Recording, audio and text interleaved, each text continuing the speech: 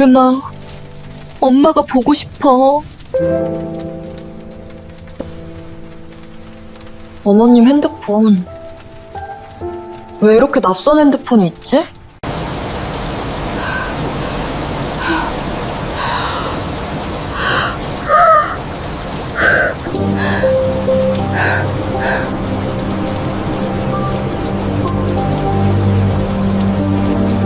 나는 우리 집에 시어머니가 두고 가신 핸드폰을 발견했다. 돌려드리려고 하는 순간 갑자기 핸드폰이 울리며 4년 전 세상을 떠난 내 딸의 사진이 화면에 떴다. 메시지를 열어본 순간 내 심장은 대질 것만 같았다. 본격적인 이야기가 시작되기 전 이 이야기를 보고 계신 분들이 어느 지역에 계신지 댓글로 남겨주시면 감사하겠습니다. 좋아요와 구독을 눌러주시면 채널이 더욱 성장하여 더 흥미로운 이야기를 들려드릴 수 있습니다. 아침부터 내린 이슬비는 뼛속까지 파고드는 한기를 남겼다. 나는 내가 운영하는 작은 꽃집 계산대 뒤에 서서 젖은 거리를 멍하니 바라보았다. 4년이라는 시간이 흘렀지만 고통은 결코 완전히 사라지지 않았다. 4년 전 끔찍했던 하룻밤 사이에 내 삶은 산산조각이 났다.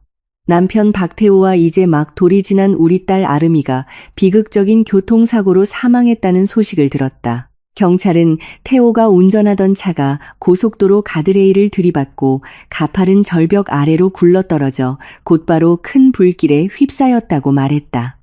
불길은 모든 것을 삼켜버렸다.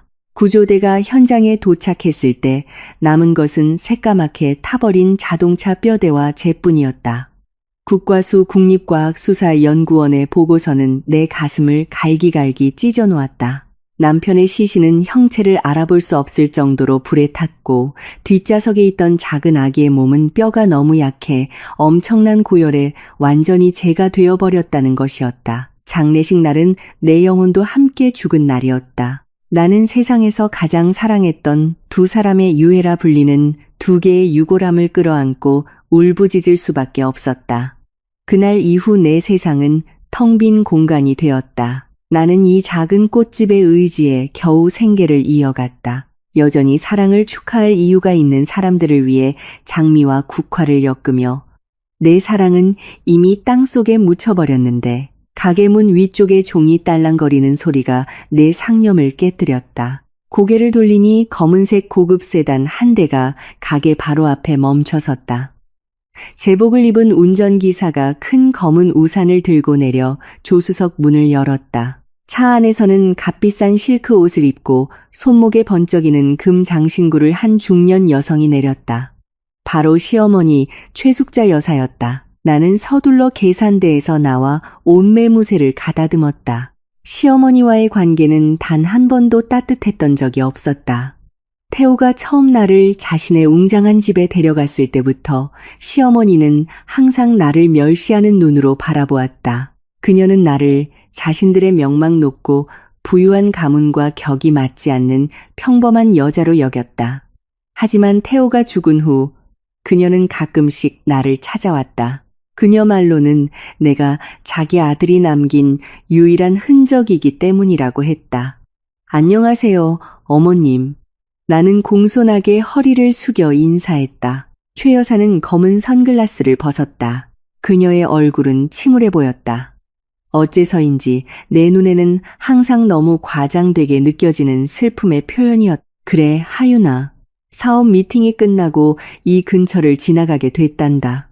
갑자기 우리 태호랑 내 사랑하는 손녀 아름이가 생각나서 말이야. 내 심장이 다시 무너져 내리는 것 같았다. 그녀는 명품 가방에서 티슈 한 장을 꺼내 실제로는 눈물이 흐르지 않는 눈가를 닦는 시업을 했다. 나는 다시 목구멍으로 차오르는 답답함을 삼키며 조용히 고개를 끄덕였다. 안으로 들어와 앉으세요, 어머님. 따뜻한 차 한 잔 내어드릴게요. 나는 가게와 이어진 작은 거실 공간으로 그녀를 안내했다. 최 여사는 소파에 우아하게 앉았다. 그녀는 가방을 옆에 내려놓고는 핸드폰 2개를 꺼내 앞 유리 테이블 위에 올려놓았다. 하나는 매우 우아한 금색 케이스를 씌운 최신형 스마트폰이었고 다른 하나는 아무런 케이스도 없는 평범한 검은색 구형 스마트폰이었다. 왜 핸드폰을 2개나 들고 다니는지 조금 의아했지만 굳이 묻고 싶지는 않았다. 부자들은 사는 방식이 다르니까. 나는 뒤편의 작은 주방으로 가서 그녀가 좋아하는 제스민 차를 우렸다. 찻잔 2개가 담긴 쟁반을 들고 돌아왔을 때 최 여사는 벽에 걸어둔 테오와 아르미의 사진을 바라보고 있었다. 벌써 4년이구나, 하윤아. 그녀가 억지로 떨리는 목소리로 말했다. 어미는 매일 그 아이들이 그곳에서 평안하길 기도한단다. 너는 어떠니? 이 꽃집으로 하루 벌어먹고 살기는 충분하고 도움이 필요하면 언제든 나한테 말해도 된다는 거 알지? 네, 어머님. 덕분에 괜찮아요. 단골 손님도 많이 생겼고요. 제 한 몸 건사할 정도는 벌어요. 나는 그녀 앞에 찻잔을 내려놓으며 정중하게 대답했다. 그녀의 도움을 받는 것은 나를 더욱 비참하게 만들 뿐이라는 것을 알고 있었다. 최 여사는 차를 한 모금 마시더니 만족스럽지 못한 표정으로 찻잔을 다시 내려놓았다. 아마도 내가 만든 차는 그녀 집의 비싼 가사도우미가 만든 차만큼 맛있지 않았을 것이다. 우리는 몇 분 동안 의례적인 대화를 나눴다. 그녀는 친구들 이야기, 해외여행 이야기 등 방금 자신이 언급했던 슬픔과는 전혀 관련 없는 이야기들을 늘어놓았다. 나는 그저 어색하게 미소 지으며 듣고만 있었다. 갑자기 테이블 위에 우아한 금색 핸드폰이 요란하게 울렸다. 최 여사는 핸드폰 액정을 보더니 얼굴이 순식간에 굳어졌다. 그녀의 본래 날카롭고 당황한 눈빛이 슬픔의 가면을 뚫고 드러났다. 그녀는 매우 서두르는 몸짓으로 소파에서 벌떡 일어났다. 하윤아, 정말 미안하구나. 내가 급히 가봐야겠다.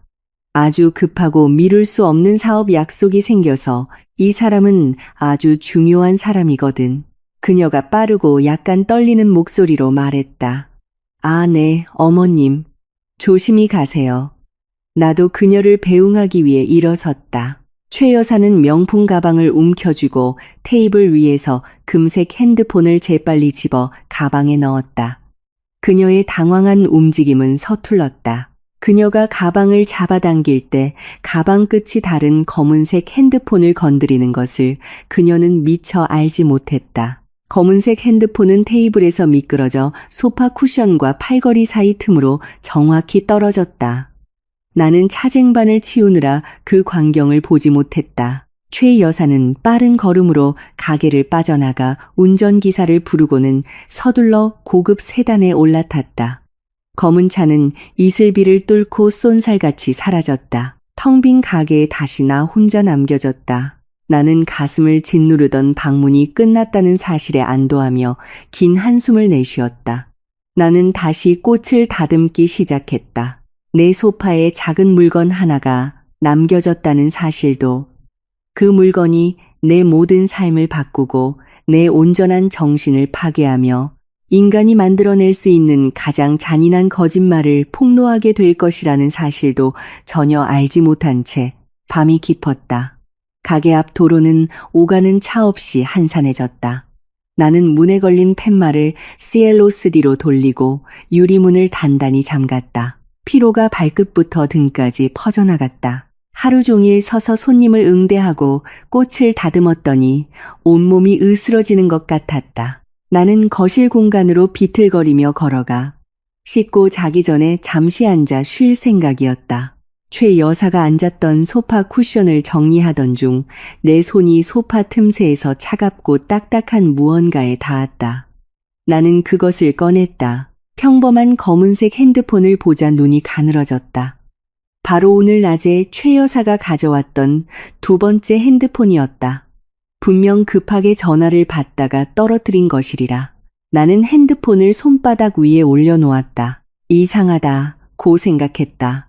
보통 최 여사 같은 사람이 이렇게 브랜드도 불분명한 평범한 핸드폰을 쓸 리가 없었다. 이 핸드폰은 너무나 평범했고 심지어 신분을 숨기고 싶은 사람들이 자주 사용하는 대포폰처럼 보이기도 했다. 나는 핸드폰을 테이블 위에 올려놓고 내일 아침 최 여사에게 전화에 물건이 남겨졌다고 알려줄 생각이었다. 화장실로 가려는데 막 수건을 집어든 순간 테이블 쪽에서 긴 진동음이 들려왔다. 나는 거실로 돌아갔다. 어둠 속에서 검은색 핸드폰 화면이 켜져 있었다. 가까이 다가가 밝게 빛나는 화면을 보았다.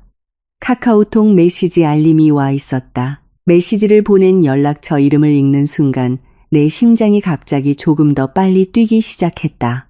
연락처 이름은 대문자로 쓰여 있었다. 며느리. 나는 미간을 찌푸렸다. 며느리라니. 누구를 말하는 거지? 태호는 외아들이었다. 나는 최 여사가 가진 유일한 며느리였다. 나 말고는 그 누구도 그녀의 아들과 결혼한 적이 없었다. 그렇다면 최 여사의 번호를 저장하고 이 비밀스러운 핸드폰에 며느리라고 이름 붙인 사람은 누구일까? 최 여사가 다른 양아들이라도 들였나 아니면 그냥 오타일까? 갑자기 강렬한 호기심이 나를 사로잡았다. 머릿속에서는 무시하라고 남의 핸드폰을 여는 것은 매우 무례한 행동이라고 속삭였다. 하지만 그 연락처 이름이 계속 나를 괴롭혔다. 뭔가 잘못된 느낌이었다. 이 핸드폰의 존재와 그 연락처 이름에는 무언가 부자연스러운 점이 있었다. 살짝 떨리는 손으로 나는 핸드폰을 집어들었다. 화면을 터치하자 6자리 비밀번호를 요구했다. 나는 어른들이 자주 사용하는 일부터 6가지의 연속된 숫자를 입력해 보았다. 화면이 붉게 깜빡이며 비밀번호가 틀렸다고 알렸다. 0을 6번 입력해 보았다. 또 틀렸다. 나는 텅 빈 거실에 서서 비밀번호를 요구하는 화면을 응시했다. 열심히 생각했다. 최 여사가 사용할 만한 가장 가능성 있는 숫자 조합은 무엇일까? 그녀 또래의 사람들은 보통 생년월일을 사용한다. 태호의 생년월일. 나는 고인이 된 남편의 생년월일과 출생연도를 입력해 보았다. 틀렸다. 아래 10수를 깨물었다. 그렇다면 최 여사 본인의 생년월일은 어떨까? 몇 년 전 그녀의 호화로운 생일 파티를 기억해냈다. 그녀는 8월 10몇일 65년생이었다. 나는 천천히 6자리 숫자를 눌렀다. 140865 아주 작은 딸깍 소리가 들렸다. 핸드폰 화면이 열렸다. 숨이 등궜다. 나는 정말로 시어머니의 비밀 핸드폰에 들어가는데 성공했다. 손이 더욱 심하게 떨렸다. 마치 비밀 금고를 막 턴 도둑이 된 기분이었다. 하지만 내 호기심은 더 이상 억누를 수 없었다. 나는 카카오톡 앱을 찾아 열었다. 목록 맨 위에는 며느리라는 이름의 연락처와의 대화방이 있었다. 아직 읽지 않았다는 표시가 있었다. 나는 그 연락처 이름을 눌렀다. 대화방이 열렸다. 내 눈은 곧바로 그 연락처가 방금 보낸 사진에 꽂혔다. 긴 문자 메시지가 아니라 사진 한 장이었다. 나는 화면을 뚫어지게 쳐다보았다. 사진 속에는 5살쯤 되어 보이는 여자아이가 있었다. 아이는 아주 예쁜 분홍색 드레스를 입고 있었다. 화창한 놀이터에 서서 큰 의자 모양의 은박 풍선을 들고 있었다. 아이는 카메라를 향해 활짝 웃으며 가지런한 치아를 드러내고 있었다. 이 아이는 누구지? 평생 본 적이 없는 아이였다. 최 여사의 먼 친척 아이인가? 왜 며느리라는 연락처가 이 아이의 사진을 보냈을까? 나는 엄지와 검지로 핸드폰 화면의 사진을 확대했다. 사진을 이리저리 움직이며 여자아이의 얼굴을 자세히 살폈다. 눈은 동그랗고 맑았고 코는 작았으며 머리는 곱슬곱슬한 웨이브였다. 가슴속 무언가가 세차게 요동쳤다. 이 아이의 얼굴 특징이 너무나 익숙했다. 최 여사가 집에서 늘 자랑하던 태호의 어릴 적 사진과 너무나도 닮아 있었다. 나는 계속해서 사진을 확대해 아이의 얼굴 옆, 정확히는 목과 오른쪽 귀, 뒤쪽으로 옮겼다. 사진 찍힐 때 바람에 아이의 머리카락이 날렸기 때문이다.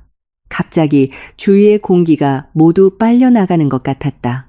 심장이 몇 초간 돋았다. 손에 힘이 풀려 핸드폰을 놓칠 뻔했다. 내 눈은 공포에 질려 크게 뜨여 그 여자아이의 피부에 선명하게 보이는 작은 표식을 응시했다.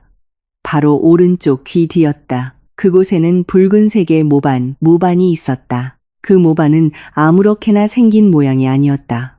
끝이 뾰족하게 날카로운 아주 독특한 곡선 모양이었다. 모양이 정확히 초승달 같았다. 나는 한 걸음 뒤로 물러서다 뒤에 있는 테이블에 부딪혔다. 숨이 가빠졌다. 나는 세차게 고개를 저었다. 아니야, 이럴 리 없어. 이건 그냥 미친 우연일 거야. 오른쪽 귀 뒤에 초승달 모양 붉은 모반.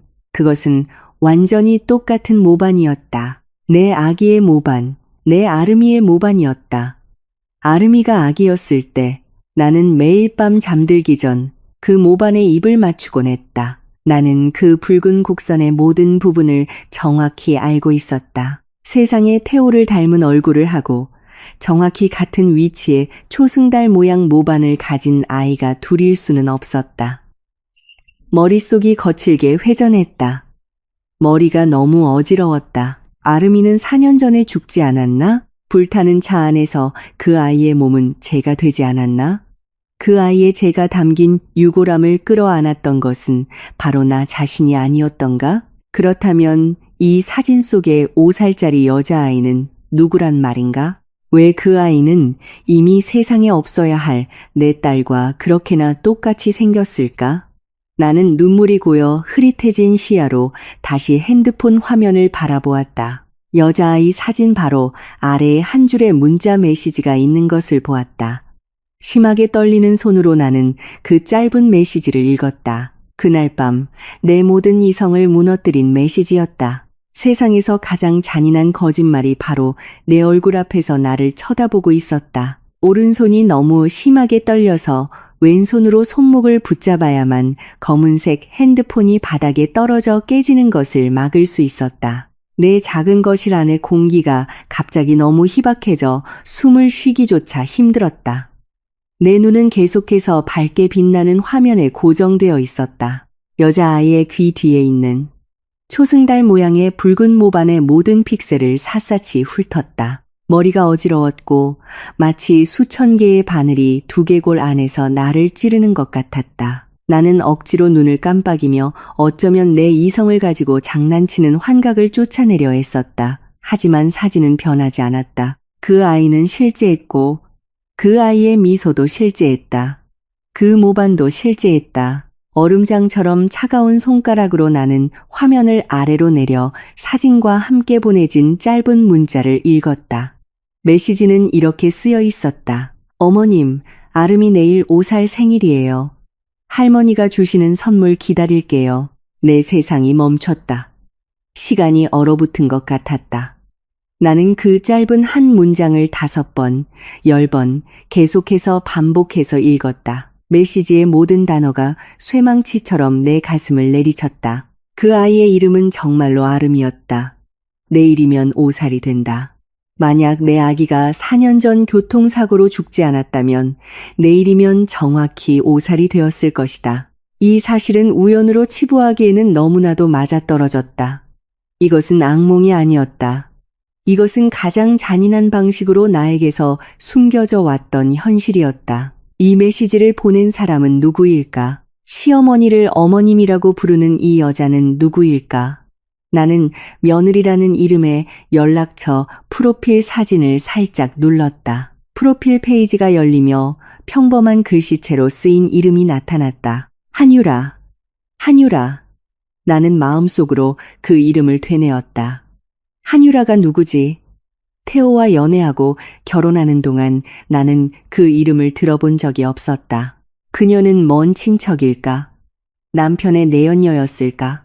아니면 시어머니가 내 자리를 대신하기 위해 의도적으로 준비한 여자일까? 머릿속은 수백 개의 질문으로 가득 차 서로 충돌하며 오늘 밤에는 찾을 수 없는 답을 요구했다. 공포와 뒤섞인 호기심이 내 엄지손가락을 계속해서 핸드폰 화면 위로 스크롤하게 만들었다. 나는 그들의 지난 며칠간의 대화 기록을 읽었다. 그들의 대화는 매우 편안하고 친밀해 보였다. 음식 메뉴에 대해 이야기하고 최신 명품 가방 가격에 대해 그리고 연말 휴가 계획에 대해 이야기했다. 그들은 마치 행복과 사치 속에서 사는 시어머니와 며느리처럼 대화했다. 슬픔이나 상실감을 나타내는 문장은 단 한 줄도 없었다. 그러다 내 눈은 약 3일 전에 한유라가 보낸 메시지에 고정되었다. 메시지는 매우 짧았지만 내 마지막 방어선을 무너뜨리기에 충분했다. 한유라는 이렇게 썼다. 그 사람이 어머님께 안부 전해달래요. 어제 지방 출장 다녀와서 많이 피곤해하네요. 그 사람. 한유라가 말하는 그 사람은 누구일까? 지방 출장을 다닐 정도로 일하고 시어머니에게 안부를 전하며 한유라와 아름이와 함께 사는 남자. 내 뇌가 이 피투성이 퍼즐의 모든 조각을 맞추는 데는 오랜 시간이 걸리지 않았다. 그 남자는 내 남편이었다. 그 남자는 박태호였다. 태호는 살아있었다. 내 남편은 죽지 않았다. 내 딸도 죽지 않았다. 그들 둘은 나와 같은 하늘 아래에서 살아 숨쉬고 있었다. 이 사실은 엄청나게 강력한 힘으로 나를 강타했다. 나는 비틀거리며 뒤로 물러서다 거실 벽에 부딪혔다. 나는 차가운 바닥으로 천천히 주저앉아 내 무릎을 끌어안았다. 4년 동안 매일 밤 울며 지새웠던 유골함. 세상이 너무 잔인하다고 느낄 때마다 끌어안았던 유골함. 내 눈물로 직접 닦았던 그 유골함은 알고 보니 어디서 온지도 모를 죄가 담겨 있었을 뿐이었다. 아마도 나무죄, 쓰레기죄, 혹은 내가 전혀 모르는 낯선 사람의 몸에서 나온 죄였을지도 모른다. 눈꺼풀에 고여있던 눈물이 마침내 쏟아져 내렸다. 하지만 이번에는 슬픔이나 그리움의 눈물이 아니었다. 이것은 배신감의 눈물이었다.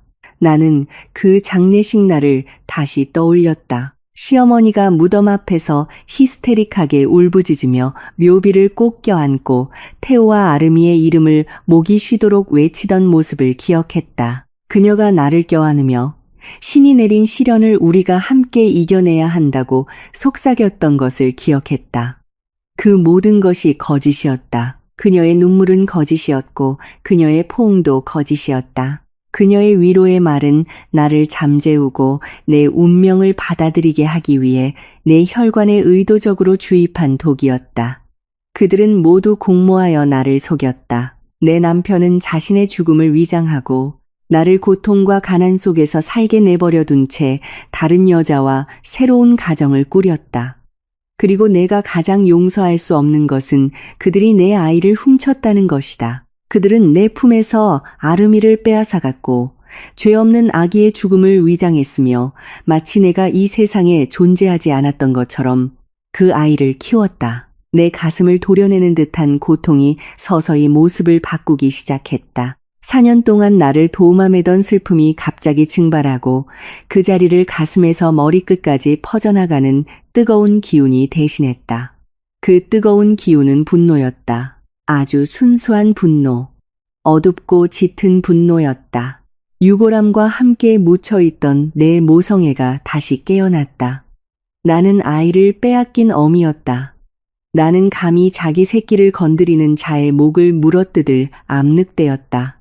나는 뺨에 남은 눈물 자국을 거칠게 닦아냈다. 더 이상 울지 않을 것이다. 내 눈물은 내 고통 위에서 행복하게 웃고 있던 자들을 위해 흘리기에는 너무 아까웠다. 나는 바닥에서 일어섰다. 그 검은색 핸드폰을 아주 꽉 쥐었다. 내 눈은 더 이상 절망을 비추지 않았다. 대신 복수심으로 가득 찬 날카로운 빛을 뿜어냈다. 섣불리 행동할 수 없다는 것을 알았다. 만약 내가 오늘 밤 바로 시어머니에게 달려간다면 그들은 분명 사실을 왜곡할 것이다. 아니면 더 나쁘게는 아름이를 데리고 멀리 떠나버려 내가 다시는 찾을 수 없게 만들지도 모른다. 나는 영리하게 움직여야 했다. 그들보다 더 교활해져야 했다. 그들은 내가 어리석고 연약하며 속이기 쉬운 과부라고 계속 그렇게 생각하게 내버려 둘 것이다. 나는 그들의 오만함을 이용해 그들을 안에서부터 무너뜨릴 것이다. 오늘 밤 김하윤이라는 이름의 연약한 여자는 죽었다. 남은 것은 지난 4년 동안 흘린 모든 눈물 한 방울에 대한 복수를 맹세하는 한 명의 엄마뿐이었다. 그날 밤 나는 한숨도 자지 못했다. 내 눈은 어두운 침실 천장을 똑바로 응시했고 머릿속은 수백 가지 계획을 짜느라 분주했다. 벽시계의 초침 소리가 분노로 가득 찬 피를 펌프질하는 내 심장 박동에 맞춰 계속해서 똑딱거렸다. 침대 위에는 화면이 꺼진 채로 최 여사의 검은색 핸드폰이 놓여 있었다. 이 핸드폰을 내가 가지고 있는 것은 내 계획을 위태롭게 할 수 있는 큰 실수라는 것을 알았다. 최 여사는 매우 꼼꼼하고 조종에 능한 여자였다. 자신의 비밀 핸드폰이 사라진 것을 깨닫는 순간 그녀는 분명 오늘 자신이 방문했던 모든 곳을 추적할 것이다. 그리고 마지막으로 들렀던 곳이 내 꽃집이라는 것을 기억해낼 것이다. 만약 내가 이 핸드폰을 숨기고 모르는 척한다면 그녀는 분명 의심할 것이다. 사람을 고용해 내 집을 뒤지게 할지도 모른다. 아니면 더 심하게는 자신의 정체가 탄로났다는 것을 깨닫고 즉시 태호에게 경고해 아르미를 데리고 해외로 도망치게 할 것이다. 그런 일은 절대 일어나게 둘 수 없었다. 이 핸드폰은 그녀의 손에 돌려주어 그녀가 안심하고 아무것도 의심하지 않게 만들어야 했다. 하지만 동시에 나는 그들의 대화를 계속 감시할 접근 권한이 필요했다. 나는 그들이 내 딸을 어디에 숨겼는지 알아내야만 했다. 새벽녘 기발한 아이디어가 머리를 스쳐 지나갔다. 나는 즉시 침대에서 일어나 방구석에 있는 내 작업 책상으로 빠르게 걸어갔다. 낡았지만 아직 잘 작동하는 내 개인 노트북을 켰다. 노트북이 켜지는 동안 나는 검은색 핸드폰을 들고 다시 최 여사의 생년월일 비밀번호를 입력했다. 나는 노트북에서 인터넷 브라우저를 열고 카카오톡, PC 버전 다운로드 사이트 주소를 입력했다. 화면에 검은색과 흰색의 사각형 QR코드가 나타났다. 최 여사의 핸드폰에서 카카오톡 앱의 설정 메뉴를 열 때 손이 약간 떨렸다. 나는 기기 연결 관리 옵션을 찾았다. 예상대로 그 기능은 한 번도 사용된 적이 없었다. 최 여사는 사람을 조종하는 데는 매우 능숙할지 몰라도 기술에 대해서는 깊이 알지 못하는 9세대 여성이었다. 그녀는 분명 이 메뉴를 절대 확인하지 않을 것이다. 나는 핸드폰 카메라를 노트북 화면에 맞췄다. 몇 초 만에 노트북 화면이 바뀌었다. 검은색 핸드폰의 모든 대화 기록이 내 노트북 화면에 완벽하게 이동하고 동기화되었다. 목록 맨 위에는 한유라의 이름이 있었다. 나는 긴 한숨을 내쉬며 약간의 안도감을 느꼈다. 이제 나는 그들의 모든 움직임을 실시간으로 보고할 디지털 스파이를 갖게 되었다. 다음 단계는 이 핸드폰 본체를 안전하게 처리하는 것이었다. 나는 방을 나와 작은 부엌으로 걸어갔다. 가장 예상치 못한 곳이면서도 핸드폰이 그곳에서 발견된다면 그럴듯하게 보일 만한 장소를 찾았다. 내 시선은 부엌 구석에 놓인 쌀자루에 꽂혔다. 거실과 부엌을 연결하는 문에서 그리 멀지 않은 곳이었다. 나는 오른손을 차가운 쌀더미 속으로 집어넣고 검은색 핸드폰을 표면에서 쉽게 보이지 않도록 약간 깊이 묻었다. 하지만 나중에 내가 찾기에는 충분히 쉬운 위치였다. 또한 쌀은 핸드폰이 갑자기 울리거나 진동할 경우 소리를 흡수해 줄 것이다. 나는 샤워를 하고 몸을 씻으며 얼굴에서 피로와 긴장의 흔적을 지우려 애썼다. 깔끔한 작업복을 입고 머리를 빗고 거울 앞에서 미소 짓는 연습을 했다. 나는 순진한 하윤이, 불쌍한 하윤이, 그리고 아무것도 모르는 하윤이처럼 보여야만 했다. 이 순수함의 가면은 아주 완벽하게 써야 했다. 정확히 아침 9시 내가 막 꽃집 문을 열었을 때 아주 익숙한 고급 세단 한 대가 끼익하는 거친 브레이크 소리를 내며 가게 앞에 멈춰 섰다. 차가 완전히 멈추기도 전에 문이 열렸다. 최 여사가 아주 창백한 얼굴로 차에서 내렸다. 그녀의 이마에는 식은땀이 번들거렸다. 항상 단정하던 그녀의 모습이 지금은 약간 헝클어져 있었다. 그녀는 거의 뛰다시피 내게 다가왔다. 하윤아, 문 활짝 열어라. 그녀가 높고 다급한 목소리로 외쳤다. 어머님, 무슨 일이세요? 안색이 너무 안 좋으세요? 어디 편찮으세요? 나는 목소리를 낮춰 진심으로 걱정하고 염려하는 것처럼 들리게 물었다. 나는 그녀를 가게 안으로 들여보냈다. 내 핸드폰, 은행 업무랑 주식 거래에 쓰는 전용 핸드폰이 없어졌어. 하윤아, 그 안에 수십억 원 가치의 중요한 회사 자료가 잔뜩 들어있단 말이다. 차 안, 집 안, 가방 안, 전부 다 찾아봤는데 없어. 어제 내가 마지막으로 앉았던 곳이 바로 이 소파야. 그녀가 헐떡이는 숨을 몰아쉬며 말했다. 그녀의 눈은 온 방을 미친 듯이 훑었다. 어머나, 어머님, 어떤 핸드폰이요. 어제 제가 본 건 어머님이 급하게 가시면서 가방에 넣으신 우아한 핸드폰 하나뿐이었는데요. 나는 매우 설득력 있는 혼란스러운 표정을 지으며 대답했다. 다른 거, 검은색, 그냥 평범한 거. 찾는 것 좀 도와다오, 하윤아. 그 핸드폰이 다른 사람 손에 들어가면 난 정말 큰일 나. 그녀가 거의 애원하듯 명령했다. 그녀는 내 대답을 기다리지 않고 곧장 소파로 걸어갔다. 그녀는 쿠션을 들어 올리고 의자 밑을 더듬고 유리 테이블 아래를 확인했다. 그곳에서 아무것도 찾지 못하자 그녀의 얼굴은 더욱 굳어졌다. 나는 테이블 근처 바닥에 무릎을 꿇고 아주 진지하게 찾는 척했다. 어머님, 정말 여기에 두고 가신 게 확실하세요? 어제 어머님 가신 후에 제가 바로 바닥 쓸고 소파 정리했는데 검은색 핸드폰은 못 봤어요. 최 여사는 짜증스럽게 콧방귀를 뀌었다. 그녀는 허리에 손을 얹고 서서 의심 가득한 눈초리로 나를 쏘아보았다. 네가 숨긴 거 아니지, 하윤아. 내 물건 훔친 거 아니지. 나는 눈을 동그랗게 뜨고 최대한 극적으로 상처받은 표정을 지으며 그녀를 바라보았다. 어머님, 맙소사. 어떻게 저한테 그런 말씀을 하실 수가 있어요? 제가 어머님 핸드폰을 가져가서 뭘 하겠어요? 제가 가난하긴 해도 도둑질은 안 해요. 내 슬픈 반응을 본 최 여사는 얼굴은 여전히 굳어 있었지만 목소리 톤을 약간 낮췄다. 미안하다, 하윤아. 내가 너무 정신이 없어서 그랬다. 뒤쪽도 한번 찾아보자. 어제 네가 차 가지러 갔을 때 내가 부엌문 근처에 서 있었던 것 같기도 하고. 네, 뒤쪽도 찾아봐요. 어머님. 나는 순순히 말했다. 나는 그녀를 이끌고 부엌문으로 걸어갔다. 최 여사는 냉장고 위와 그릇 선반을 서둘러 확인했다. 나는 쌀자루가 있는 구석으로 다가갔다. 나는 쌀자루 근처에 있는 빗자루를 정리하는 척했다. 내 발이 일부러 쌀자루 가장자리를 건드려 쌀이 조금 쏟아져 나오게 했다. 잠깐만요, 어머님. 나는 갑자기 말했다. 나는 몸을 숙여 조금 쏟아진 쌀 더미 속으로 손을 집어넣었다.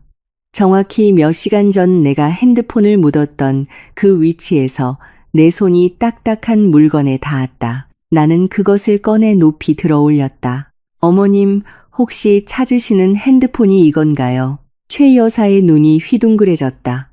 그녀는 거의 뛰다시피 내게 다가와 내 손에서 검은색 핸드폰을 낚아챘다.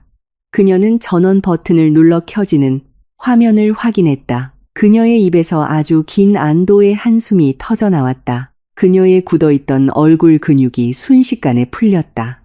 세상에, 맞아. 이거야.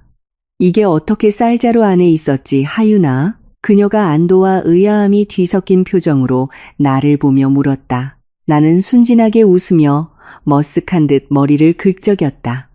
저도 잘 모르겠어요, 어머님. 아마 어제 어머님이 가시려고 할 때 여기 근처에서 계시다가 무심코 가방에서 미끄러졌나 봐요. 위치가 딱 이 쌀자루 위였나 봐요. 찾아서 정말 다행이에요, 어머님. 최 여사는 내 설명에는 아랑곳하지 않았다. 그녀는 값비싼 옷 끝자락으로 핸드폰을 닫고는 소중하게 껴안았다. 다행이다. 고맙다. 하윤아, 정말 고마워. 난 이제 사무실로 빨리 돌아가 봐야겠다. 그리고 내가 이 핸드폰을 잃어버렸었다는 건 아무에게도 말하지 마라. 네, 어머님. 알겠습니다. 나는 고개를 끄덕이며 대답했다. 나는 그녀를 가게 밖으로 배웅했다.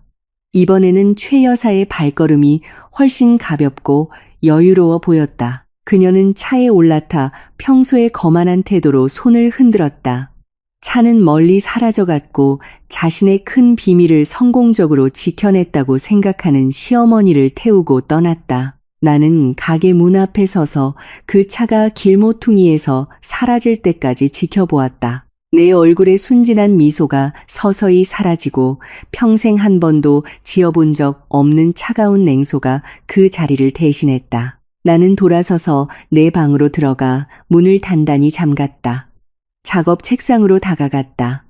노트북 화면은 여전히 밝게 켜져 있었다. 그곳에는 한유라, 태호, 그리고 최 여사의 메시지 기록을 보여주는 카카오톡 PC 버전 화면이 활짝 열려 있었다. 그들은 자신들이 이 게임에서 이겼다고 생각했다. 그들은 내가 계속 어둠 속에서 우는 조주로 남을 것이라고 생각했다. 그들은 크게 착각했다. 오늘부터 이 이야기의 결말을 쓰는 사람은 바로 나다. 나는 노트북 앞에 앉아 그들의 모든 거짓말의 미로를 하나씩 파헤칠 준비를 했다. 나는 즉시 꽃집 정문을 잠그고 팻말을 CLOCD로 돌리고 모든 창문 커튼을 쳐서 아무도 안을 들여다볼 수 없게 했다. 상황이 완전히 안전해진 것을 확인한 후 나는 작은 걸음으로 내 방으로 달려갔다. 심장이 시간을 다투는 경주를 하듯 미친 듯이 뛰었다.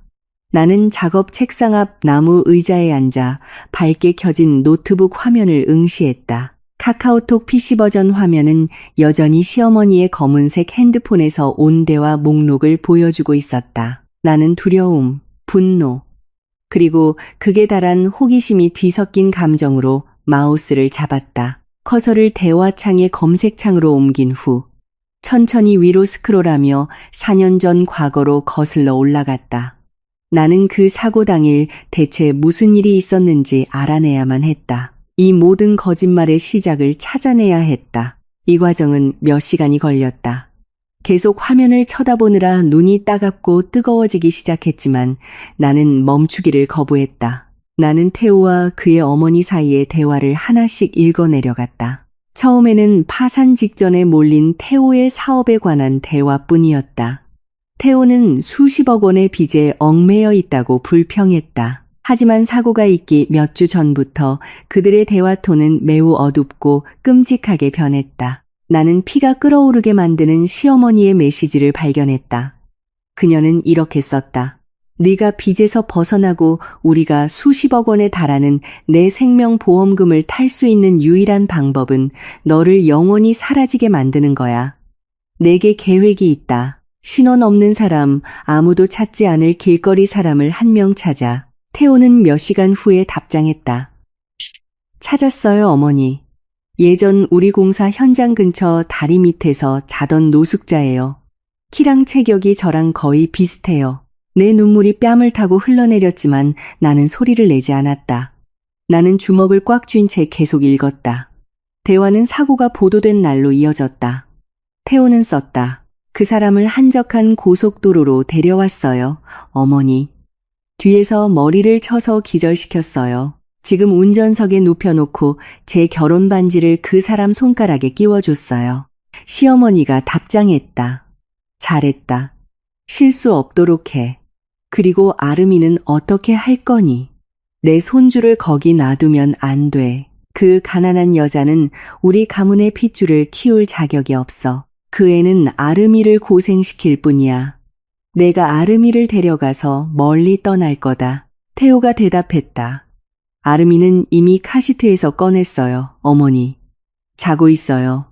길끝에서 기다리는 어머니 차에 태울게요. 그러고 나서 제 차에 휘발유를 뿌리고 절벽 아래로 밀어버릴 거예요. 그 일련의 메시지를 읽자 극심한 메스꺼움이 몰려왔다.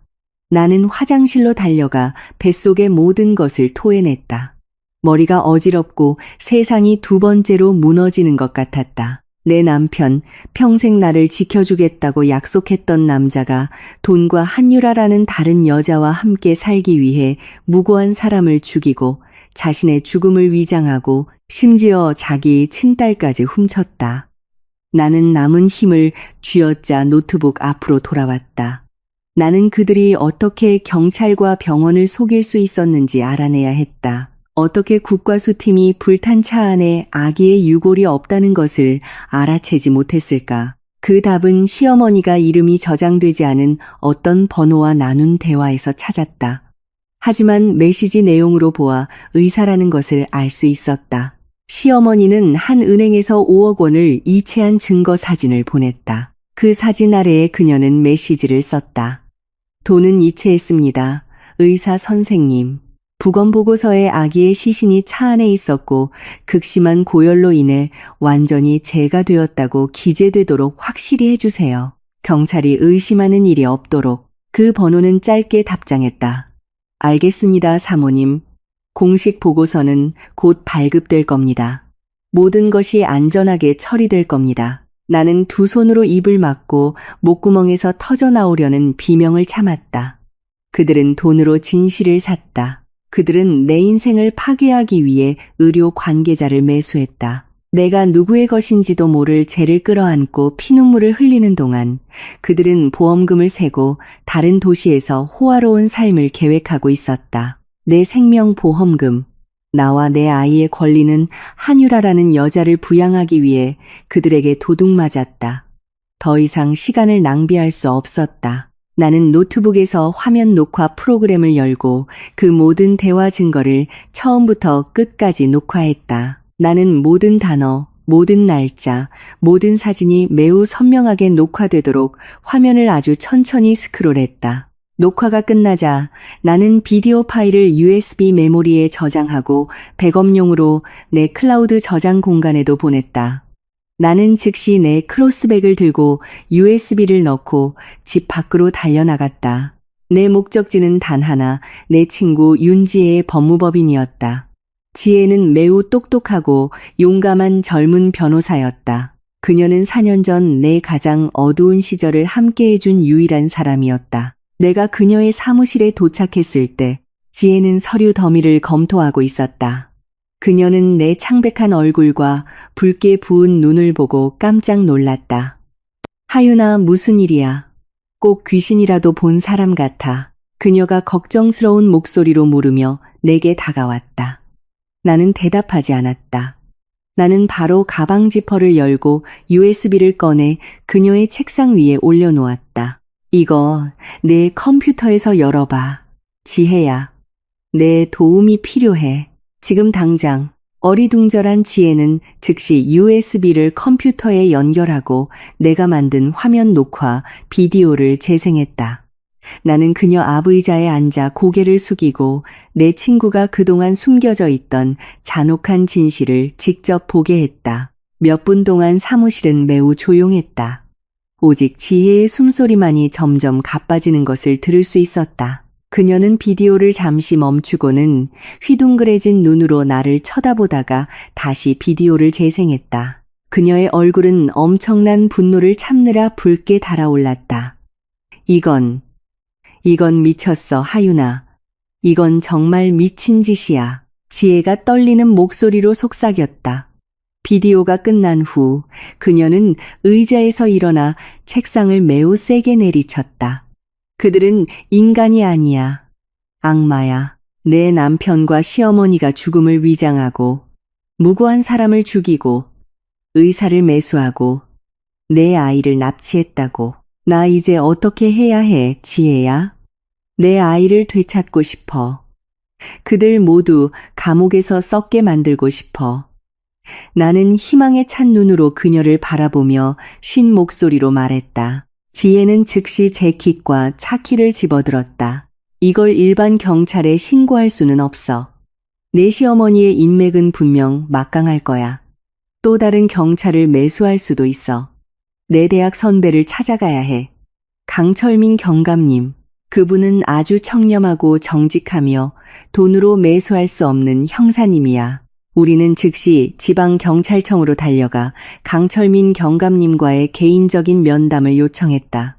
그는 매우 날카롭고 위험 있는 눈빛을 가진 중년 남성이었다. 굳게 닫힌 그의 사무실 안에서 지혜는 모든 것을 순서대로 설명했고 강 경감님은 증거대와 비디오를 재생했다. 시청을 마친 후 강 경감님은 의자에 등을 기댔다. 그의 얼굴은 매우 진지했고 턱은 굳어 있었다. 이것은 더 이상 단순한 보험 사기 사건이 아닙니다. 이것은 계획살인, 공문서 위조, 의료 관계자 매수, 그리고 가장 중대한 아동 납치 공모 사건입니다. 이 카카오톡 PC 버전 도청 증거가 법정에서 효력이 있을까요, 경감님? 지혜가 전문적인 어조로 물었다. 이 디지털 증거는 4년 전 종결된 사건을 재수사하는 데 충분한 초기 단서가 됩니다. 하지만 그들이 도망칠 기회를 주지 않고 즉시 체포하려면 직접적인 시각적 증거가 필요합니다. 강 경감님이 설명했다. 그는 내 눈을 바라보며 말했다. 김하윤 씨, 우리는 지금 그들의 정확한 위치를 찾아야 합니다. 그들이 아이를 어디에 숨겼는지 아십니까? 나는 가져온 노트북을 열어 인터넷에 연결하고 다시 카카오톡 PC 버전을 열었다. 오늘 아침 한유라의 최신 대화를 찾았다. 여기요, 경감님. 나는 화면을 가리키며 말했다. 오늘 아침 한유라가 제 딸의 생일 선물을 배달할 택배기사에게 배송지 위치를 보냈어요. 주소는 부산의 한 고급 주택가예요. 강 경감님은 단호하게 고개를 끄덕였다. 아주 좋습니다. 즉시 비밀팀을 구성해 이동하겠습니다. 그동안 두 분은 조용히 부산으로 가서 목표물이 정말 그 위치에 있는지 확인해 주십시오.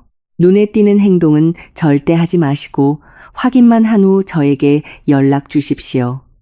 그들이 꼼짝 못하게 만들겠습니다. 나는 지혜를 바라보았고 그녀는 내게 확고한 눈빛으로 고개를 끄덕였다. 오늘 나는 더 이상 방구석에서 울기만 하던 김하윤이 아니었다. 오늘 나는 내 작은 천사를 데리러 갈 것이며 나를 막으려는 자는 누구든 파괴할 것이다. 내 집에서 부산까지는 고속도로를 통해 몇 시간이 걸렸다. 지혜는 매우 집중해서 차를 몰았고 나는 그 옆 조수석에 앉아 들끓는 감정을 안고 있었다. 손은 얼음장처럼 차가웠고 계속해서 무릎 위에 놓인 가방끈을 쥐었다 폈다 했다. 내 생각은 딸아이의 얼굴을 상상하며 떠다녔다. 그 아이는 잘 자랐을까? 행복할까? 우리가 헤어질 때 겨우 돌이 지났는데 내 손길을 아직 기억하고 있을까? 물 좀 마셔, 하윤아. 너무 긴장해 보여. 지혜가 고속도로에서 눈을 떼지 않은 채 내게 생수 한 병을 건네며 말했다. 무서워, 지혜야. 만약에 애가 날 알아보지 못하면 어떡해? 한유라라는 그 여자가 애 머릿속을 세뇌시켜서 날 미워하게 만들었으면 어떡하지? 나는 떨리는 목소리로 대답했다. 지혜가 내 어깨를 가볍게 두드렸다. 엄마와 친자식 간의 유대는 어떤 거짓말로도 끊을 수 없어. 하윤아, 날 믿어. 내 피가 그 아이 몸속에 흐르고 있어. 그 아이가 내 눈을 보면 본능이 말해줄 거야. 지혜의 말은 내 마음에 약간의 힘을 주었다. 나는 고개를 끄덕이고 물을 마시며 걷잡을 수 없이 뛰는 심장을 진정시키려 애썼다. 저녁 무렵 우리는 마침내 대화 속에서 한유라가 공유했던 주소와 일치하는 고급 주택 단지에 들어섰다. 그 주택 단지는 매우 호화로웠고 정문 경비가 꽤 삼엄했다. 다행히 지혜의 차가 꽤 그럴듯해 보여서 지혜가 뒤블록에 매물로 나온 집을 보러 왔다고 둘러대자 경비원은 우리를 들여보내 주었다. 우리는 넓고 깨끗한 주택가 도로를 따라 차를 몰았다. 현대적인 건축 양식의 큰 집들이 길랑 옆으로 웅장하게 서 있었다. 마침내 우리는 찾던 번호의 집을 발견했다. 그 집은 2층짜리였고 깨끗한 흰색으로 칠해져 있었으며 2대의 고급 차가 주차된 넓은 차고가 있었다. 내 보험금은 정말로 내 고통 위에 궁전을 짓는 데 사용되었구나. 지혜는 그 집에서 약 50m 떨어진 무성한 나무 아래 차를 주차했다. 이 위치는 의심을 사지 않고 감시하기에 충분히 안전했다. 우리는 그 집의 담장을 계속 주시하며 공기가 통하도록 차창을 약간 내렸다. 약 30분 동안 우리는 침묵 속에서 기다렸다. 갑자기 집 차고 옆에 작은 대문이 열렸다. 내 가슴이 곧 튀어나올 것처럼 미친 듯이 뛰기 시작했다. 작은 여자아이가 문 뒤에서 나왔다. 아이는 밝은 노란색 놀이복을 입고 있었다. 발걸음은 힘이 없었고 고개는 푹 숙여져 있었다. 사진 속에서 봤던 바로 그 아이였다. 내 친딸 아름이었다. 나는 숨을 참고 차 유리에 얼굴을 바싹 붙였다. 아름이는 혼자서 집 바로 맞은편에 있는 작은 놀이터로 걸어갔다. 놀이터는 텅 비어 있었다. 그날 오후 그곳에서 노는 다른 아이는 아무도 없었다. 아름이는 그네로 걸어가 앉더니 아주 천천히 몸을 흔들기 시작했다. 이 거리에서도 나는 아이가 계속해서 얼굴을 닦고 있는 것을 똑똑히 볼 수 있었다. 아이는 울고 있었다. 저기 있어, 지혜야. 내 딸이야. 저기서 혼자 울고 있어. 나는 울음을 참느라 거의 막힌 목소리로 속삭였다. 가봐, 하윤아. 가서 잠깐 얘기해봐. 하지만 조심해야 해. 집안 사람들이 널 보게 해서는 안 돼. 지혜가 나를 격려하며 대답했다. 나는 소리를 내지 않으려고 아주 조심스럽게 차문을 열었다. 나는 길가를 따라 살금살금 걸으며 보도블록을 따라 심어진 장식용 나무들 뒤에 몸을 숨겼다. 내 눈은 그네에 앉아있는 작은 모습에서 한시도 떼지 않았다. 내딛는 한 걸음 한 걸음이 너무나 무겁게 느껴졌다. 마치 지구의 중력이 나를 더 강하게 끌어당기는 것 같았다. 마침내 나는 그네에서 불과 몇 걸음 떨어진 덤불 뒤에 도착했다. 나는 아이의 가슴 아픈 흐느낌 소리를 들을 수 있었다. 어떤 엄마의 마음이 자기 아이가 저렇게 우는 소리를 듣고 무너지지 않을 수 있을까? 나는 아이를 놀라게 하지 않으려고 천천히 앞으로 나아갔다. 안녕, 예쁜 아가씨. 왜 여기서 혼자 울고 있니? 나는 내가 낼 수 있는 가장 부드러운 목소리로 말을 걸었다. 아름이가 깜짝 놀랐다. 아이는 고개를 들어 눈물이 그렁그렁한 동그란 눈으로 나를 쳐다보았다. 그 눈, 그 코, 모든 것이 나와 태호의 얼굴을 합쳐놓은 모습이었다. 아이는 혼란스러운 표정으로 나를 쳐다봤지만 두려워하는 것 같지는 않았다. 무서워하지 않아도 돼. 아줌마는 널 해치지 않을 거야. 아줌마는 그냥 너처럼 예쁜 아이가 우는 걸 보니 슬퍼서 그래. 나는 잔디 위에 무릎을 꿇고 아이의 얼굴과 내 얼굴 높이를 맞추며 말했다. 아름이는 손등으로 코를 닦았다. 친구들이 나빠. 나보고 사생하래. 유라 아줌마는 그냥 새엄마고 내 진짜 엄마는 없대. 나랑 안 놀아준대. 아이가 가슴을 후벼 파는 순진한 어조로 말했다. 그 말은 마치 날카로운 단검이 내 심장에 직접 꽂히는 것 같았다. 그들은 내 아이를 빼앗아갔을 뿐만 아니라 내 아이가 마음의 상처를 안고 자라게 내버려뒀다. 그들은 아이의 감정을 방치했다. 내 눈물을 더 이상 참을 수 없었다. 나는 아이 앞에서 눈물을 흘렸다. 나는 떨리는 손을 들어 아이의 부드러운 뺨을 만졌다. 아이의 피부에서 전해지는 따뜻함이 내 손으로 흘러들어와 4년 동안 얼어붙었던 그리움을 녹였다. 나는 천천히 아이의 머리카락을 오른쪽 귀 뒤로 넘겼다. 그리고 그곳에 그것이 있었다. 초승달 모양의 붉은 모반. 더 이상 참을 수 없었다. 나는 그 작은 몸을 내 품으로 끌어당겼다. 나는 아이를 아주 꽉 껴안았다. 내 모든 그리움과 고통을 아이의 작은 어깨에 쏟아냈다. 아이의 향긋한 머리 냄새를 맡았다. 그 사람들 거짓말한 거야, 아가야. 넌 사생아가 아니야. 너에겐 엄마가 있어.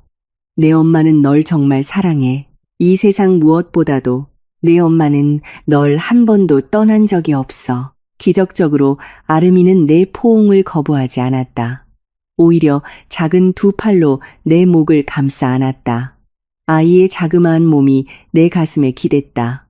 마치 이 세상에서 가장 안전하고 편안한 장소를 찾은 것처럼 나는 점점 잦아드는 아이의 흐느낌에서 오는 진동을 느낄 수 있었다.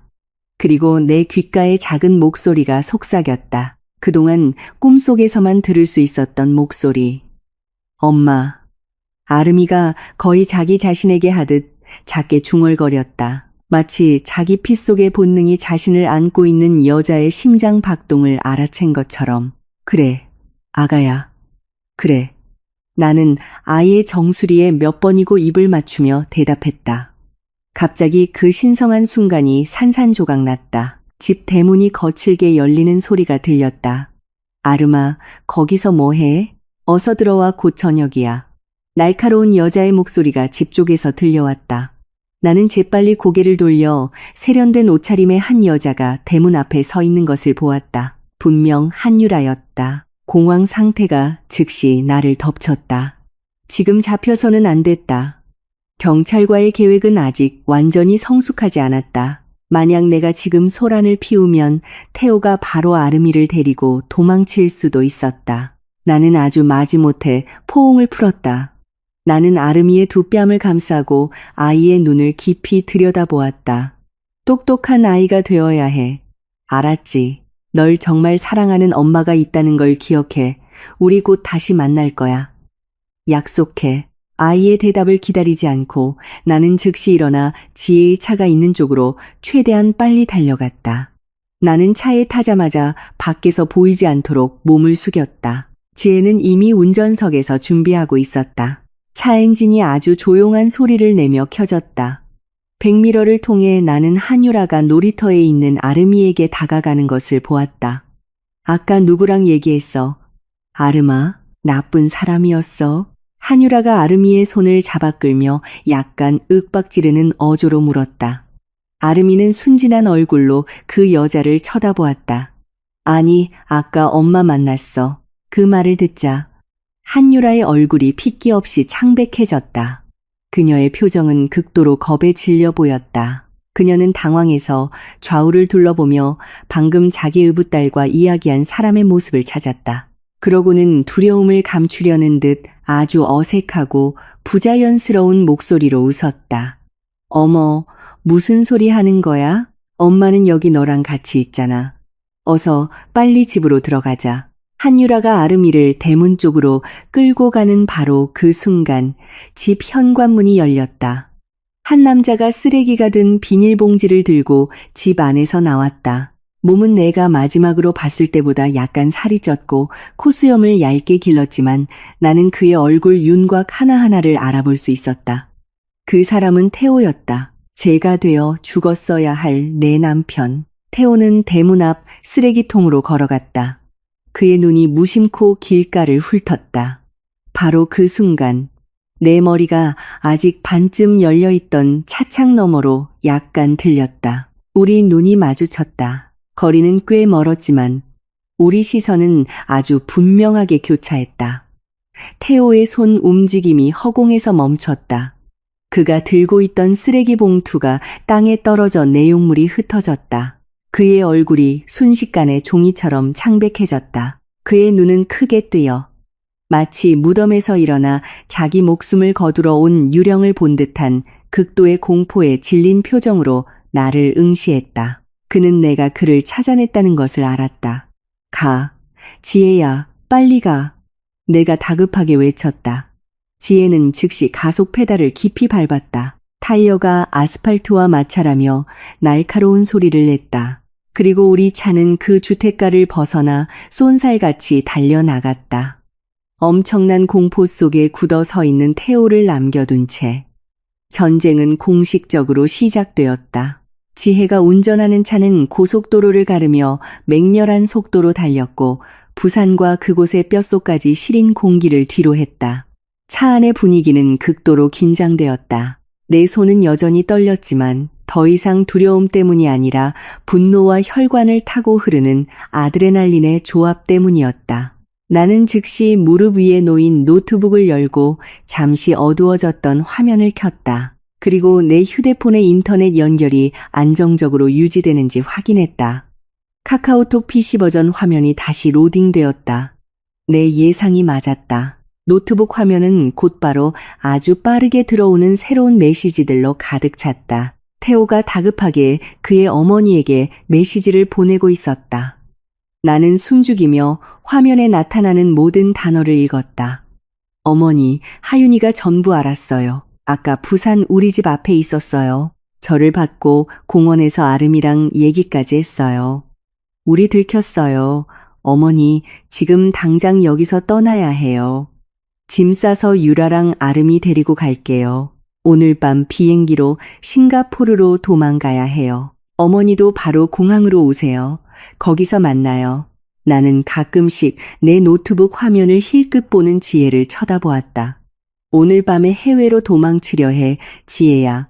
태호가 완전히 겁에 질렸어. 저들이 공항까지 가서 싱가포르로 날아가 버리면 아름이를 다시 데려오기 정말 힘들어질 거야. 지금 막아야 해. 지혜는 단호하게 고개를 끄덕였다. 그녀의 얼굴에는 전투 준비가 된 변호사의 진지함이 드러났다.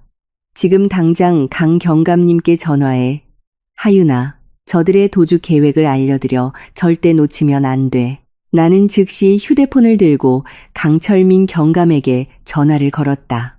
통화가 연결되자마자 나는 방금 노트북을 통해 가로챈 태호의 메시지 내용을 빠르고 상세하게 설명했다. 전화기 너머에서 강 경감은 매우 침착하면서도 권위 있는 목소리로 응답했다. 이런 긴급 상황에 익숙하다는 것을 보여주는 태도였다. 진정하십시오, 김하윤 씨. 이미 제 팀원들을 부산 톨게이트 출구 주변에 배치해 두었습니다. 박태호, 한유라, 그리고 따님은 도시 경계를 벗어날 수 없을 겁니다. 저희가 거기서 그들을 차단할 겁니다. 하지만 지금 우리의 주된 문제는 최숙자 여사입니다. 만약 그녀가 아들이 체포된 것을 알게 되면 모든 증거를 인멸하고 가장 비싼 변호사를 고용해 모든 관련 혐의를 부인할 겁니다. 오늘 밤 그녀에게서 직접적인 자백을 받아내야 합니다. 강경감이 단호하게 설명했다. 내 머릿속이 아주 빠르게 돌아갔다. 저에게 계획이 있어요, 경감님. 제가 그녀를 유인할게요. 제 발로 저에게 오게 만들 거예요. 자발적으로, 그리고 모든 것을 자백하게요. 어떻게 말입니까? 강경감이 물었다. 제가 그녀의 검은색 핸드폰으로 연락할 거예요. 아주 겁에 질린 척 연기할 겁니다. 죽은 남편과 똑같이 생긴 미친 남자가 저를 쫓아오고 있고 지금은 서울 외곽에 있는 그들 가족의 낡은 창고에 숨어 있다고 말할 거예요. 최 여사는 분명 이것이 해외로 도망치기 전에 저를 영원히 입 다물게 할 절호의 기회라고 생각할 겁니다. 그녀는 분명히 올 거예요. 강경감의 무거운 한숨 소리가 들렸다. 그건 매우 위험합니다, 김하윤 씨. 그녀가 당신을 해치기 위해 사람을 데려올 수도 있습니다. 위험 따위는 상관없어요, 경감님. 저는 제 딸을 위한 정의를 원할 뿐이에요. 경감님과 팀원들이 그녀가 오기 전에 그 창고에 미리 준비해 주실 수만 있다면 제가 기꺼이 미끼가 되겠습니다. 나는 흔들림 없는 확신에 찬 목소리로 대답했다. 알겠습니다. 지금 바로 그 창고로 이동해서 포위 진영을 짜겠습니다. 당신은 계획을 실행하되 부디 조심하십시오. 전화를 끊은 후 나는 깊은 숨을 들이쉬며 내 모든 연기력을 끌어모았다. 나는 시어머니의 검은색 핸드폰을 들고 그녀의 주 개인 번호를 찾아 통화 버튼을 눌렀다. 연결음이 몇 번 울린 후 마침내 전화가 연결되었다. 여보세요, 누구세요? 최 여사의 목소리가 전화기 너머에서 매우 다급하고 서두르는 듯 들렸다. 여행 가방을 끄는 소리와 물건을 바닥에 내던지는 소리가 들렸다. 나는 눈을 감고 아주 히스테릭한 목소리로 울기 시작했다. 마치 아주 멀리서 달려온 것처럼 숨이 끊어질 듯한 소리를 냈다. 어머님, 저 좀 살려주세요. 하윤이 좀 살려주세요. 하윤아, 왜 이 번호로 전화를 하니? 무슨 일이야? 왜 미친 사람처럼 울어? 그녀가 거칠게 쏘아붙였다. 어머님, 너무 무서워요. 오늘 낮에 고객 결혼식 때문에 꽃 사러 지방에 갔다가 태호 씨를 봤어요. 그 사람이 살아있었어요. 어머님, 그 사람이 저를 쫓아왔어요. 얼굴이 너무 무서웠어요. 겨우 도망쳐서 지금은 어머님 댁 예전에 쓰던 낡은 창고에 숨어 있어요. 집에 돌아갈 용기가 안 나요. 어머님, 저 좀 데리러 와주세요. 그 사람이 절 죽이려 할 거예요. 어머님. 나는 절망에 찬 목소리로 외쳤다. 전화기 너머에서 잠시 침묵이 흘렀다. 최 여사의 교활한 머리가 새로운 계획을 짜고 있는 모습이 상상되었다. 그녀의 당황한 기색이 갑자기 사라지고 그 자리를 차갑고 계산적인 목소리가 대신했다. 네가 우리 집 낡은 창고에 있다고? 거기 혼자 있니? 그녀가 확인하듯 물었다. 네, 어머님, 저 혼자예요. 여긴 너무 어둡고 무서워요. 살려주세요, 어머님. 내 흐느낌은 더욱 커졌다. 알았다, 하윤아.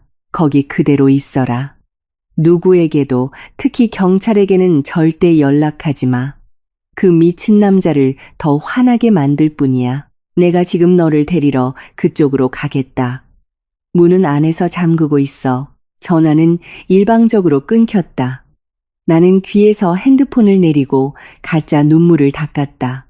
내 얼굴은 아주 차갑게 변했다. 미끼는 물렸다. 늙은 암늑대가 내가 만든 덫을 향해 걸어오고 있었다. 2시간 후 지혜는 눈에 띄지 않도록 낡은 창고 구역에서 약간 떨어진 곳에 차를 주차했다. 나는 차에서 내려 잡초와 키 큰 억새로 가득한 창고 부지로 혼자 걸어 들어갔다. 밤 공기는 매우 습했다. 먼지와 녹슨 쇠냄새가 코를 찔렀다. 나는 칠흑같이 어두운 커다란 건물 안으로 들어섰다. 갑자기 뒤에서 누군가의 손이 내 어깨를 만졌다. 나는 비명을 지를 뻔했지만 강경감이 즉시 조용히 하라는 신호를 보냈다. 그는 혼자가 아니었다. 무장한 수십 명의 경찰관들이 나무 상자 더미 뒤, 지붕의 쇠 골조 위, 그리고 어두운 방 구석구석에 숨어 있었다. 강경감은 내 옷깃 뒤에 아주 작은 녹음기를 부착해 주었다. 방 한가운데 저 부서진 샹들리에 바로 아래에 서 계십시오. 그녀가 최대한 많이 말하게 하세요. 그녀가 자기 범행을 자백하는 즉시 저희가 움직이겠습니다. 강경감이 다시 어둠 속으로 사라지기 전에 속삭였다. 나는 방 한가운데로 걸어가 꼼짝 않고 섰다. 위쪽 환기구를 통해 들어오는 희미한 달빛만이 있을 뿐이었다. 숨 막히는 정적은 아주 오랫동안 계속되는 것 같았다. 마침내 부지로 들어오는 자동차 엔진 소리가 들렸다. 차량 헤드라이트 불빛이 창고 벽을 훑었다. 차 문이 세게 닫히는 소리가 들렸고 그 뒤를 이어 여러 사람의 발걸음이 창고 정문으로 다가오는 소리가 들렸다. 커다란 철문이 밀려 열리면서 귀를 찢는 듯한 소리를 냈다. 최 여사가 어두운 색의 긴 코트를 입고 문지방에 서 있었다. 그녀는 혼자가 아니었다. 그녀 뒤에는 험상궂은 얼굴을 한 거구의 남자 2명이 서 있었다. 그들은 더러운 일을 처리하는데 익숙한 용병처럼 보였다. 최 여사는 얼굴에 거만한 미소를 띠고 안으로 들어섰다. 더 이상 당황한 기색은 없었다. 오직 역겨운 승리자의 아우라만이 있을 뿐이었다. 하윤아, 내 불쌍한 며느리. 거기 서 있는 꼴이 참 가련하구나. 그녀가 조롱하는 어조로 말을 걸었다. 나는 아주 겁에 질린 척하며 뒷걸음질 쳤다. 어머님, 와주셔서 다행이에요. 이 사람들은 누구예요? 어머님, 태호 씨는 어디 있어요? 태호 씨랑 닮은 그 사람 잡으라고 경찰에 신고하셨어요? 최 여사는 큰 소리로 웃었다. 그녀의 웃음소리는 텅 빈 창고 벽에 부딪혀 메아리 쳤다. 마치 축제를 벌이는 마녀의 소리 같았다. 경찰? 내가 왜 경찰을 부르겠니? 하윤아, 네가 본 그 사람은 정말 태호야. 내 남편. 그는 죽은 적이 없어. 나는 눈을 동그랗게 뜨고 반쯤 정신이 나간 듯 충격받은 척했다. 말도 안 돼요. 그럼 그제는 제가 묻은 사람은 누구예요? 불탄 차 안에 있던 사람은 누구였냐고요? 최 여사는 점점 더 가까이 다가왔다. 2명의 용병이 팔짱을 낀 채 뒤를 따랐다. 넌 정말 어리석고 가난한 여자야, 하윤아. 4년 동안 넌 신원도 없는 더러운 노숙자의 죄가 담긴 유골함을 붙들고 울었던 거야. 태호가 그의 머리를 치고 운전석에 눕히고 그 차를 불태웠지. 전부 내 생명보험금을 타내기 위해서였어. 수십억 원이야. 하윤아, 네가 평생 꽃이나 팔아서는 절대 모을 수 없는 돈이지. 그럼 경찰이랑 병원은요? 그들은 그게 태호 씨랑 아름이라고 했잖아요. 나는 그녀를 더 자극하기 위해 떨리는 목소리로 물었다. 이 세상 모든 것은 돈으로 살 수 있어, 하윤아. 그 국과수 의사에게는 5억 원을 줘서 부검 보고서를 조작하게 했지. 그는 아름이의 몸이 제가 되었다고 썼어. 사실 아름이는 불태우기 전에 내가 차에서 이미 데리고 나왔는데 말이야. 내 가문의 핏줄은 너 같은 천한 피를 가진 여자에게서 자라기에는 너무 소중해. 지금 아름이는 태호와 그의 새아내, 너보다 훨씬 그에게 어울리는 한유라와 함께 행복하게 살고 있어. 최 여사가 자랑스럽게 말했다. 이번에는 정말로 눈물이 흘렀다. 더 이상 연기가 아니라 그녀의 끝없는 잔인함을 듣고 다시 가슴을 도려내는 듯한 고통 때문이었다. 어머니는 심장이 없어요. 제 인생을 망가뜨렸어요. 엄마한테서 아이를 떼어놓았다고요. 그건 내가 우리 가족에 어울리지 않기 때문이야. 최 여사가 소리쳤다. 그녀는 뒤에 있는 2명의 용병에게 신호를 보냈다.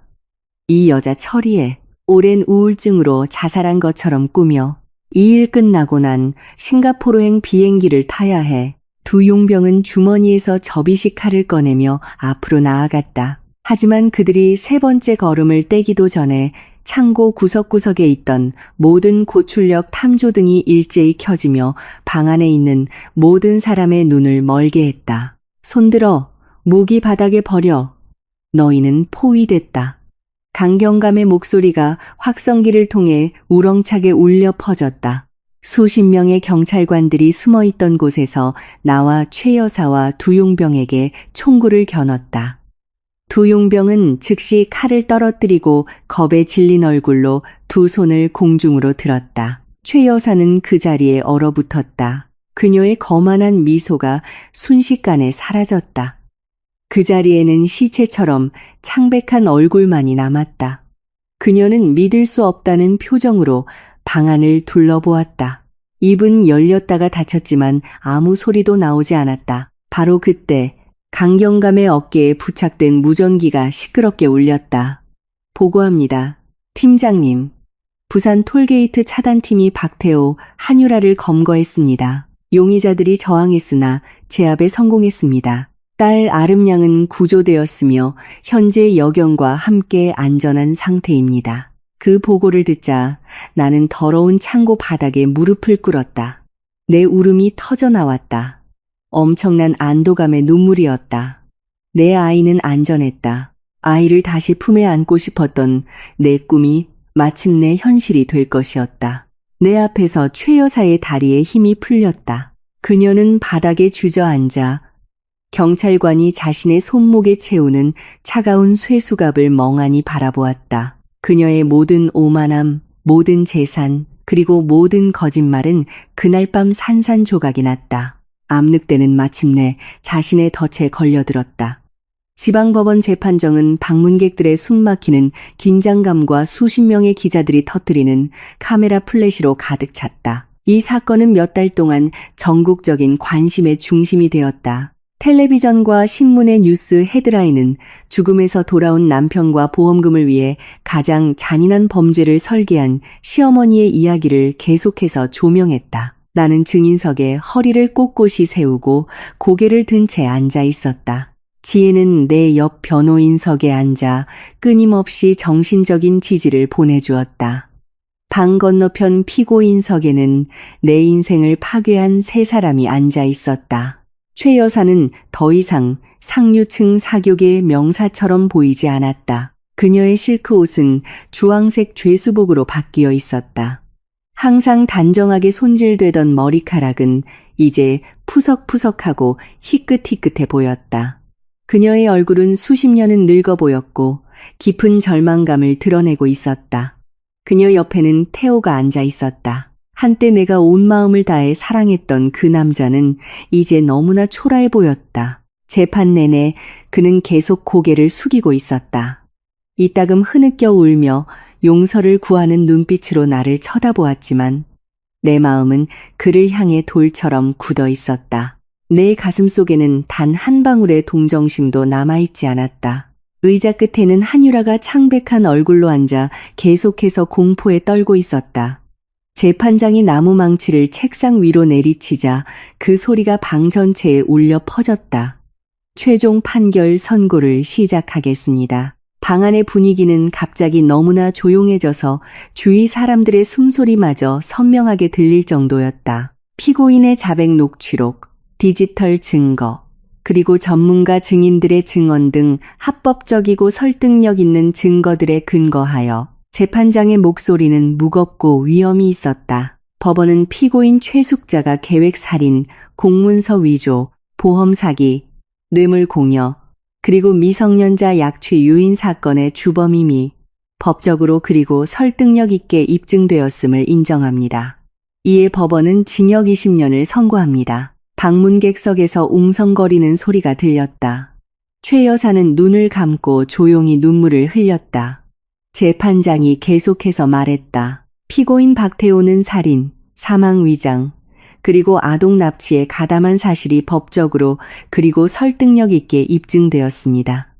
법원은 징역 15년을 선고합니다. 그리고 범죄를 은폐하고 사기 수익을 향유하는데 공모한 사실이 입증된 피고인 한유라에게는 징역 8년을 선고합니다. 망치가 다시 3번 내리쳐졌다. 정의는 마침내 실현되었다. 처벌을 받은 것은 그들 3사람뿐만이 아니었다. 최 여사에게서 뇌물을 받은 부패한 국과수 의사도 체포되어 의사 면허가 박탈되고 감옥에 수감되었다.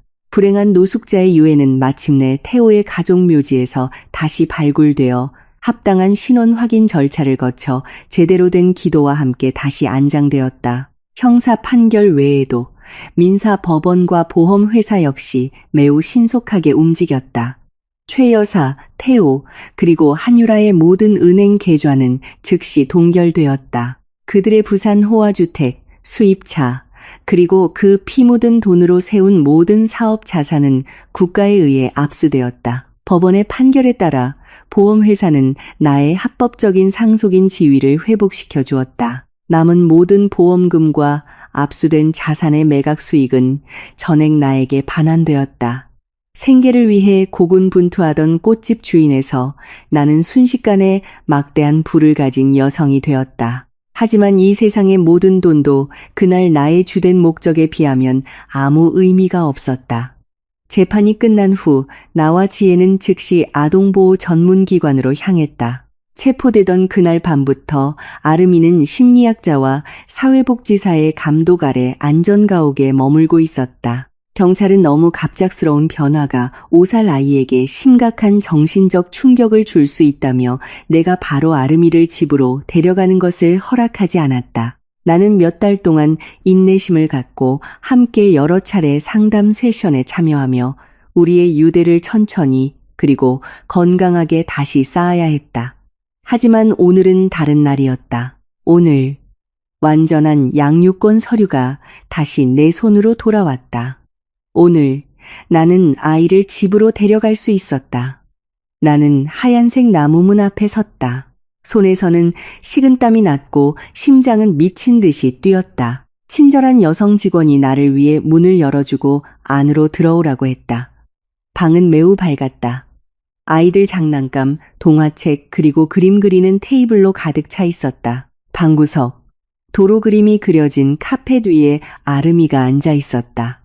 아이는 분홍색 크레용으로 그림책에 열심히 색칠하고 있었다. 아이는 소박하지만 몸에 아주 잘 어울리는 면 원피스를 입고 있었다. 곱슬머리는 깔끔하게 양갈래로 묶여 있었다. 문이 닫히는 소리를 듣고 아름이는 하던 일을 멈추고 고개를 돌렸다. 아이의 동그란 눈이 나를 뚫어지게 쳐다보았다. 몇 초간의 침묵이 흘렀다. 나는 마음속으로 아이가 나를 두려워하지 않기를, 우리가 함께한 모든 상담 세션이 결실을 맺기를 계속해서 기도했다. 나는 카펫 위에 무릎을 꿇고 떨리는 미소를 지으며 두 팔을 활짝 벌렸다. 안녕, 아가야. 아름이의 눈이 환하게 빛났다. 더 이상 아이의 얼굴에는 혼란이나 망설임이 없었다. 그날 놀이터에서의 포옹에 대한 기억과 상담 기간 동안 우리가 함께한 시간들이 한유라가 심어놓은 모든 거짓말을 지워버렸다. 아이는 크레용을 내려놓고 일어서서 내게로 최대한 빨리 달려왔다. 아이는 작은 몸으로 내 가슴에 부딪히며 작은 팔로 내 목을 아주 힘껏 감쌌다. 엄마, 나 데리러 왔구나. 아이가 낭낭하고 기쁨에 찬 목소리로 외쳤다. 내 눈물이 걷잡을 수 없이 쏟아졌다. 나는 아이의 포옹에 답하며 아이의 얼굴 전체, 머리카락, 그리고 물론 오른쪽 귀 뒤에 있는 초승달 모양의 붉은 모반에 입을 맞추었다. 그래, 아가야. 엄마 여기 있어. 엄마가 너 집에 데려갈 거야. 우린 이제 다시는 영원히 헤어지지 않을 거야. 그 포옹은 너무나 따뜻해서 지난 4년 동안 내 마음속에 있던 모든 상처를 치유해 주었다. 한때 죽었던 내 영혼이 이제 다시 살아났다. 텅 비었던 내 집에 이제 다시 주인이 돌아왔다. 그 역사적인 날로부터 1년이 지났다. 내 삶은 완전히 바뀌었다.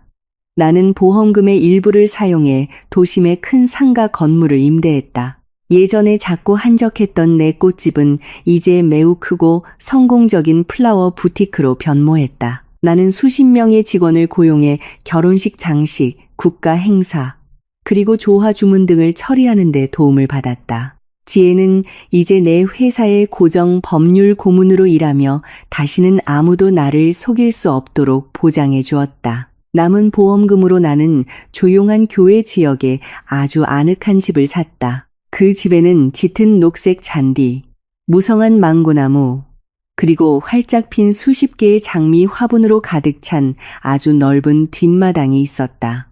그날 오후 햇살은 따뜻하게 빛나며 나뭇잎 사이로 황금빛을 비추었다. 나는 티크나무로 만든 정원의자에 앉아 제스민 차 한 잔을 즐기며 소설책을 읽고 있었다. 산들바람이 내 얼굴을 스치며 막 물을 준 장미꽃에 향긋한 향기를 실어왔다. 잔디밭 한가운데에서는 아름이가 노란색 나비를 쫓으며 명랑하게 뛰어다니고 있었다. 아이의 청아한 웃음소리가 마당 전체에 울려 퍼졌다. 내 평생 들어본 소리 중 가장 아름다운 소리였다. 아이는 가벼운 흰색 원피스를 입고 있었다. 머리카락은 바람에 흩날리며 내 삶에 나타난 신의 기적의 명백한 증거인 초승달 모양의 붉은 모반을 드러냈다. 엄마, 봐. 나비가 빨간 장미꽃 쪽으로 날아가. 아름이가 정원 구석에 화분을 가리키며 외쳤다. 나는 찻잔을 내려놓고 활짝 웃었다. 잡지 마. 아가야, 우리 꽃에서 꿀을 즐기도록 자유롭게 날게 해두자. 나는 정원 의자에 등을 기댔다. 잠시 눈을 감고 깊은 숨을 들이쉬었다. 더 이상 슬픔도 거짓말도 없었다. 내 인생을 파괴했던 어두운 폭풍은 완전히 지나가고 아주 아름다운 무지개를 남겼다. 나는 한때 잃어버렸던 내 세상을 다시 찾았고 이번에는 남은 평생 동안 온 힘을 다해 지킬 것이다. 정의는 실현되었고 내 사랑은 이제 안전하게 내 품으로 돌아왔다. 순수하고 영원하며 다시는 헤어지지 않을 것이다.